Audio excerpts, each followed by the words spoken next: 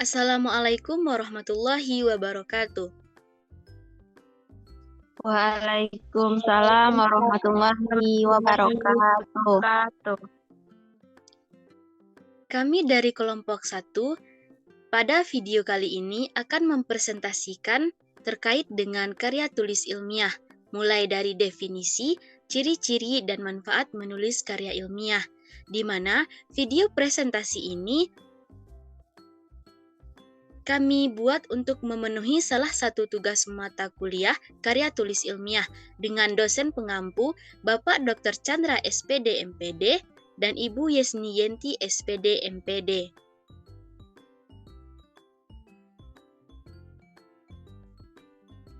Anggota dari kelompok 1 yaitu yang pertama Disti Yunisari dengan NIM 21129189, yang kedua Lisa Oktariani 21129038 dan Mila Novira dengan 21129073.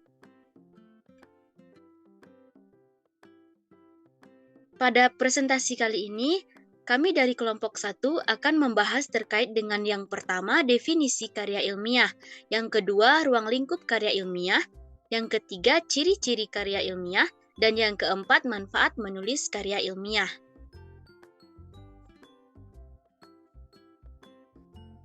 Untuk materi definisi karya tulis ilmiah akan saya paparkan sendiri. Definisi karya tulis ilmiah. Karya tulis ilmiah adalah sebuah pemikiran seseorang yang diekspresikan dalam bentuk tulisan agar dapat dibaca dan bermanfaat bagi pembacanya. Karya ilmiah atau karya tulis ilmiah merupakan hasil pemikiran seseorang yang diekspresikan dalam bentuk tulisan yang disusun berlandaskan kepada sifat-sifat ilmiah, yaitu logis, sistematis, dan objektif, serta dihasilkan dari kegiatan observasi, evaluasi, dan ataupun penelitian dalam bidang-bidang kajian tertentu. Di samping definisi karya tulis ilmiah, tentunya ada hal yang harus diperhatikan dalam penulisan karya ilmiah tersebut. Di antaranya, yang pertama, menentukan topik yang menarik. Topik yang menarik dalam suatu karya tulis akan memberikan manfaat baik bagi penulis maupun bagi pembaca. Dengan topik yang menarik, penulis akan tertantang untuk segera menyelesaikan karyanya, di samping akan menumbuhkan minat baca bagi kelompok sasaran. Yang kedua, disajikan dengan disajikan dengan sistematika yang baik. Penulisan yang baik harus disajikan dengan sistematika yang baku, logis, serta menampilkan pemikiran yang runtun untuk memudahkan para pembaca atau penikmat karya tulis tersebut. Yang ketiga, mengikuti tata aturan yang baik. Karya ilmiah yang baik adalah yang sesuai dengan aturan-aturan penulisan yang baku, antara lain berkaitan dengan format penulisan, gaya penulisan, dan sistem penomoran. Yang keempat, menggunakan dasar rujukan literatur, di mana sebuah penulisan ilmiah perlu didukung dengan literatur agar penulisan dapat lebih dipertanggungjawabkan. Berikutnya yaitu terkait dengan ruang lingkup karya tulis ilmiah, di mana materi ini akan dipaparkan oleh rekan saya, Lisa Oktariani. Kepada Lisa dipersilahkan. Baik, sebelumnya terima kasih kepada Mila Novira selaku moderator. Baiklah, saya Lisa Oktariani dengan NIM 21129238 akan mencoba menjelaskan materi yang kedua, yaitu ruang lingkup karya tulis ilmiah. Penulisan ilmiah dasarnya dapat disajikan dalam berbagai bentuk sesuai kepentingan. Di Indonesia dikenal banyak istilah yang dapat dikategorikan sebagai karya ilmiah. Istilah-istilah tersebut dapat menjadi pilihan seseorang dalam menghasilkan sebuah karya ilmiah. Dalam dunia pendidikan, khususnya di perguruan tinggi, berbagai jenis karya ilmiah menjadi pilihan bagi para dosen dalam menetapkan tugas kepada mahasiswa. Berikut dijelaskan beberapa istilah yang termasuk ke dalam ruang lingkup karya ilmiah. Yang pertama yaitu makalah.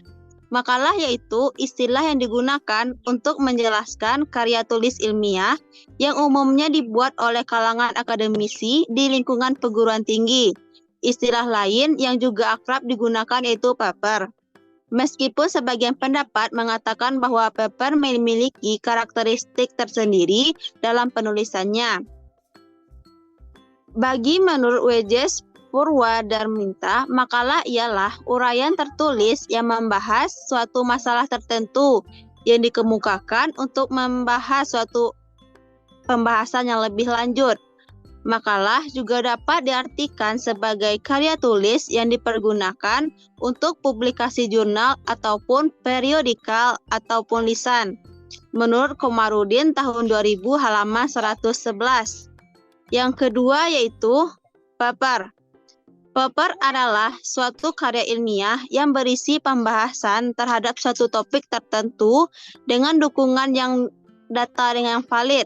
Menurut Juroto dan Supriyadi tahun 2002 halaman 24, dalam Dalman tahun 2011 menjelaskan bahwa paper adalah karya ilmiah yang berisikan ringkasan ataupun resume dari suatu makalah tertentu, dari suatu mata kuliah tertentu, ataupun ringkasan dari suatu ceramah yang diberikan oleh dosen kepada mahasiswanya.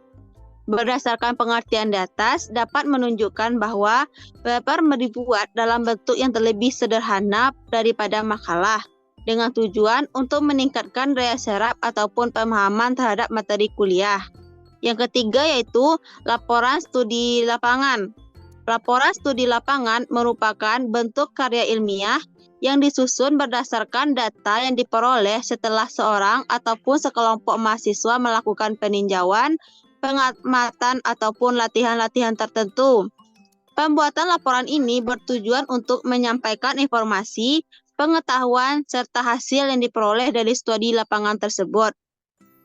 Laporan ilmiah ini pada umumnya dibuat untuk memenuhi tugas-tugas pembelajaran yang digunakan sebagai syarat yang diberlakukan kepada mahasiswa. Yang keempat yaitu book report. Laporan buku ataupun book report merupakan karya ilmiah yang dibuat untuk melukiskan tentang isi dari sebuah buku. Pada laporan buku ini, penulis akan menguraikan isi pokok dari buku yang dipilihnya dan menguraikan isi pokok tersebut yang dipilihnya dilengkapi dengan tanggapan penulis. Apabila literatur yang dipilih tersebut memiliki jumlah halaman yang banyak, maka dosen dapat membagi tugas ini berdasarkan bab, sehingga disebut sebagai laporan bab atau chapter report. Yang selanjutnya yaitu artikel. Artikel yang dimaksudkan di sini adalah sebuah karya ilmiah yang memaparkan hasil penelitian yang telah dilakukan. Penulisan karya ilmiah yang berlaku yang dirancang untuk dimuat ataupun dipublikasikan dalam jurnal ataupun kumpulan artikel. Yang keenam yaitu tugas akhir, baik skripsi, tesis, dan disertasi. Skripsi adalah hasil penulisan ilmiah yang menyajikan hasil penelitian seorang mahasiswa jenjang sarjana strata 1 ataupun S1 pada akhir masa studinya. Skripsi ini dibuat untuk mengkaji ataupun membahas suatu permasalahan ataupun fenomena dalam bidang ilmu tertentu yang ditulis berdasarkan kepada kaidah-kaidah ilmiah yang berlaku. Penulisan skripsi ini berfungsi untuk memenuhi salah satu persyaratan akademik dalam memperoleh gelar sarjana strata 1 ataupun S1 sebagai karya ilmiah. Skripsi harus memenuhi ciri-ciri ilmiah. Yang kedua yaitu tesis. Tesis sebagai salah satu jenis karya ilmiah yang ditulis oleh seorang pada akhir masa studinya pada jenjang pendidikan strata 2 ataupun S2. Tesis merupakan karya tulis ilmiah yang menjadi persyaratan dalam menyelesaikan studinya. Penulisan tesis pada umumnya bersumber kepada hasil penelitian yang dilakukan oleh mahasiswa yang bersangkutan sesuai dengan program studinya. Sebagaimana karya ilmiah yang dituliskan oleh mahasiswa strata 1 dan strata 2, maka karya ilmiah untuk jenjang studi strata 3 ataupun S3 mempersyaratkan mahasiswa menyelesaikan disertasi berdasarkan kepada hasil penelitian. Jadi, disertasi adalah karya ilmiah yang dibuat oleh seorang mahasiswa S3 untuk memenuhi persyaratan memperoleh gelar doktor. Baiklah, mungkin sekian penjelasan materi dari saya. Sekian, terima kasih. Saya kembalikan kepada moderator. Terima kasih kepada Lisa atas pemaparan materinya. Untuk materi selanjutnya yaitu ciri-ciri karya tulis ilmiah dan juga manfaat karya tulis ilmiah.